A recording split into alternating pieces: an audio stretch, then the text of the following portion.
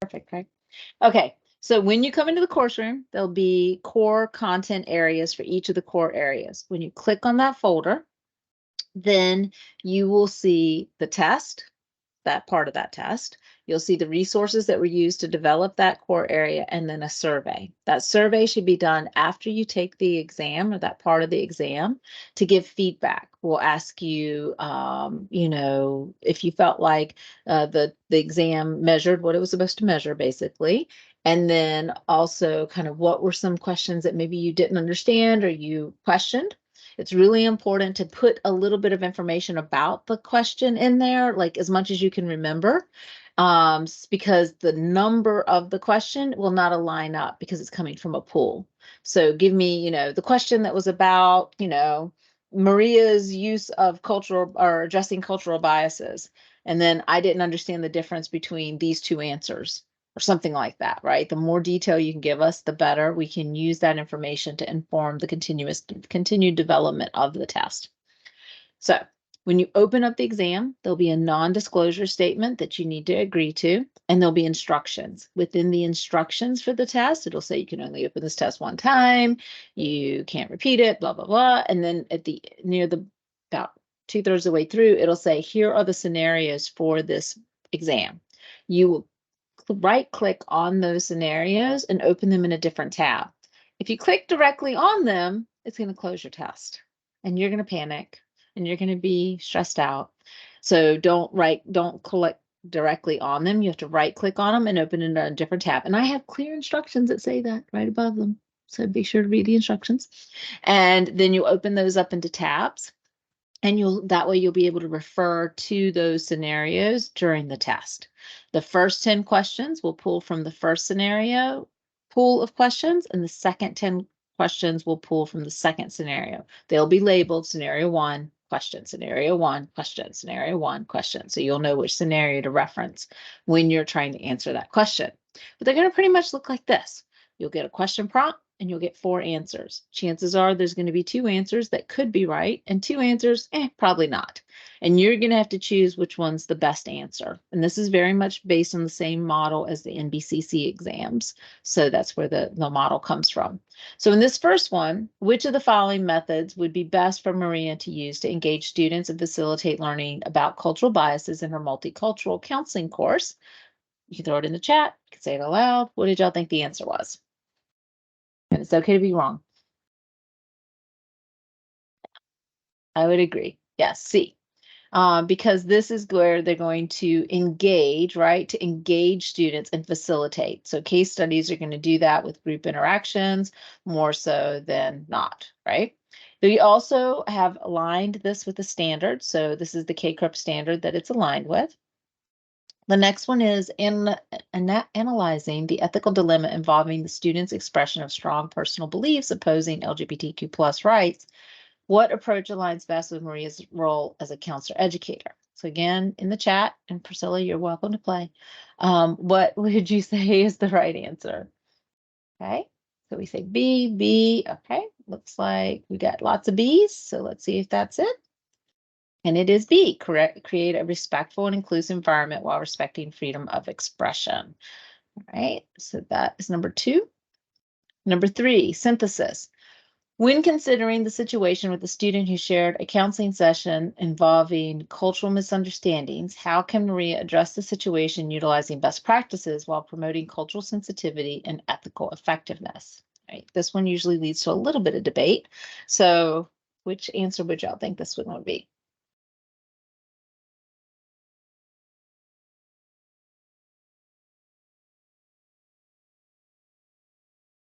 Okay, so you guys said B. And I remember, Priscilla, when you came, we had a little bit of discussion about this one because a lot of people miss that this was about the student in a personal counseling session, not the student engaging in counseling as the counselor. So you have to read the scenario carefully because this was about their own personal counseling that they had received. So B would be important to validate their experience and emphasize cultural competence. All right, number 4. Evaluate the effectiveness of Maria's course in promoting cultural competence among the students. What assessment method would provide insight into the students' growth in this area? So what did y'all think? Which one's going to show growth? Yeah, I agree with B. And that's because we're trying to show growth, right? In order to show growth, we have to see where they were and where they are now. Now, the interesting thing about multicultural is oftentimes students regress because they realize they don't know much and they feel like they know less at the end of a good multicultural class than they do at the beginning often. But we'd still see the change in how they're perceiving things. So that's good. Number 5, applying the concept of ethical responsibilities in counselor education. Which one of the, which, what, I can't even talk. What is one of Maria's primary roles? So what did y'all think? What is one of Maria's primary roles in this situation?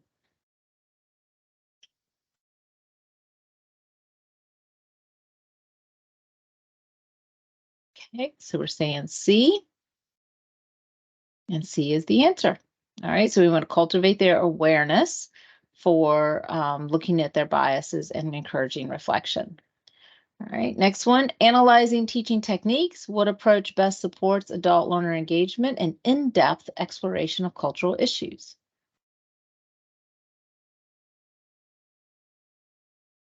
Yeah, that one's pretty obvious. So C. Mhm. I don't think we'd have one that blatantly obvious on the test, but that one's pretty blatant. All right.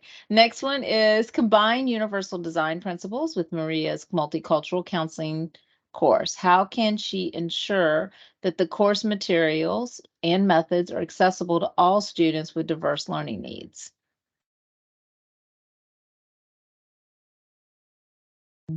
Yep, I would say C. Job. Evaluate the potential impact of mentoring on Maria's ability to address ethical and cultural dilemmas as a new counselor educator. How can mentoring contribute to her professional growth in these areas?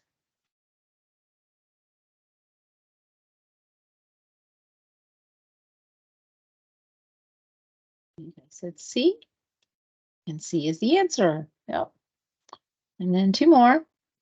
Applying gatekeeping functions. How might Maria's role promote multicultural competence among counseling students?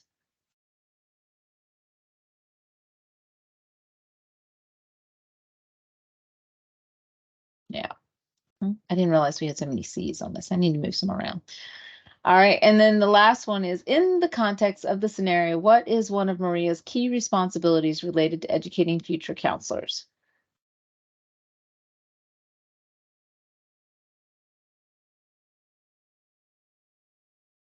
See again. So see. Okay. So this is just to give you a feel for the types of questions that you might be seeing. Again, I would think that some of these in our sample, I'd like to go back and actually rework these, Dr. Bonfini, a little bit, because I think we need more that are close on there to replicate it, right? Yay, you passed. But crushed it. Perfect. Yeah, move on perfect. to Well dissertation. Yeah, exactly. So you want to make sure that you understand there's going to probably be 2 questions that are pretty close. I'll give you an example. That may be something like, okay, a counselor is going to be using cognitive behavioral theory to address a certain situation with a client, right? And then in the answers, maybe there's something that references using a back depression scale to assess growth, but then there's another one that says use assessments to plan treatment. All right. And in this situation, it could be tricky, right? Because back, you automatically think cognitive. But the question wasn't about assessing growth. It was about working with the client in the sense of like treatment, so you have to read really carefully, right? Don't let a keyword like that distract you from the purpose.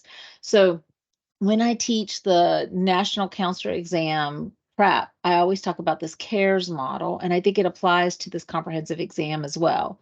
With the CARES model, you carefully review the question.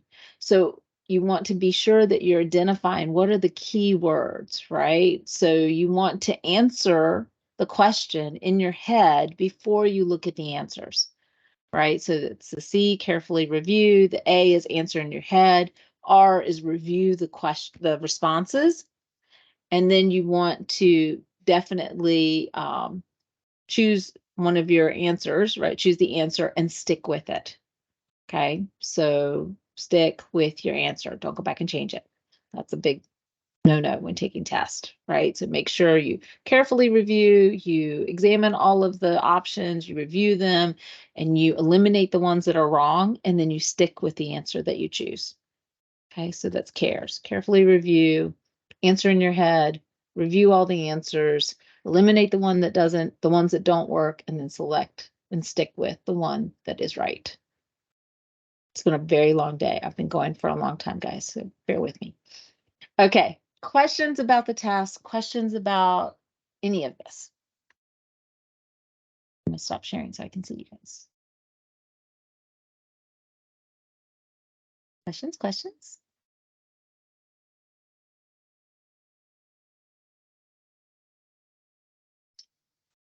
How do you suggest prepare? I know we will have taken all the classes, all the core classes, and you will have the resources posted. Do you recommend reviewing the resources before taking the exam, or what other ways, that it's a good way of preparation besides like reviewing the textbooks again and then um, maybe additional articles and more up-to-date articles. What other ways is a I good wouldn't even go that preparation? far, Bonnie. Really, I No. wouldn't. What I would just do is make sure you have like any notes, any assignment, anything Okay. that you used in the class, like keep those.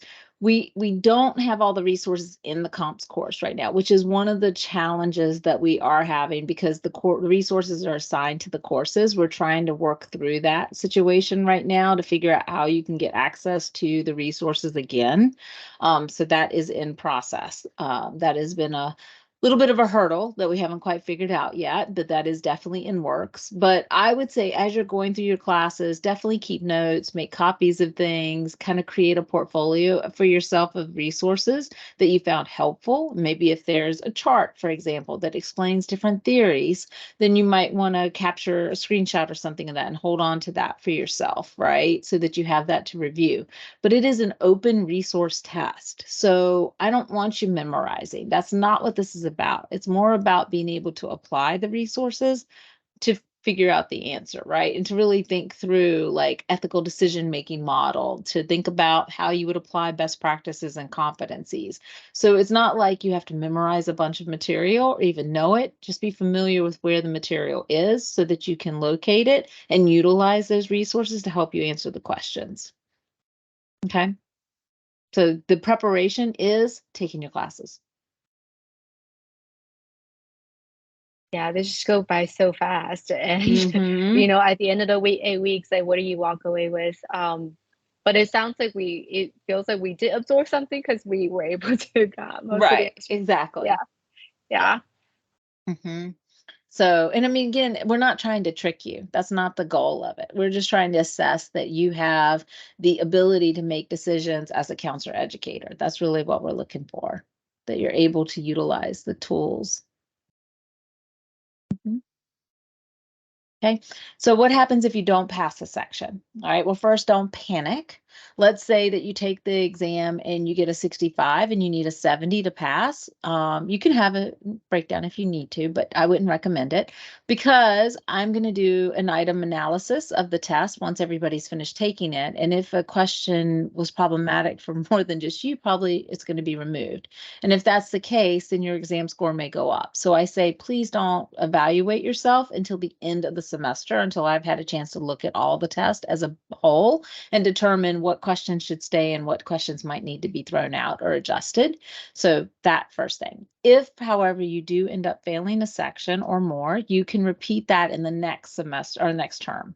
And you will only need to repeat the sections that you didn't pass. And then you should get a different scenario with different questions when you repeat the test. Okay. Any questions about that? Okay. All right. And just like before, you can take the exam up to 3 times. All right. If you fail a second time, then we'll create a remediation plan to try to help you get ready for the next and final administration. Okay. And we hope there won't ever be a need to figure out what happens after the third. Okay. Is there anything else I can do or Dr. Bonfini can do to help answer questions or?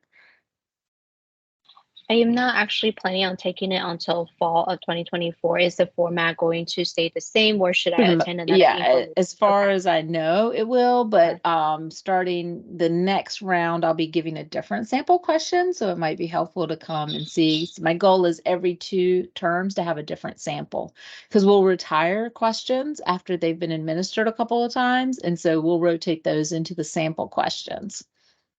So that's the goal. The other thing I was going to say is, how do you register for comps? So you need to register for comps the term before the semester that you plan to take it. Okay, so they're always going to be started in A term. So in B term so like for you, Bonnie, if you're planning on taking it in fall, so in the B term of summer, you would need to register. The link is posted in the doctoral resource room when it goes live. Usually it's about a month. Usually it's like the end of the first term, beginning of the second term. It's usually for 1 month. It's the same, it aligns with the practicum opening. So when practicum and internship link opens, so does the comp. So I've tried to align it with that. So those are both due in the same time period. And you submit a form. You actually save it. You don't submit it. So you fill out the form, you save it. It goes to your faculty advisor. You send a link to them. They verify things, then they send that link to me. And then I sign off on it saying that, yes, you have met the requirements to take comps. And then I send a list to Holly and she registers the students for comps. So you can't take comps unless I register you basically for the comps. Okay. Questions?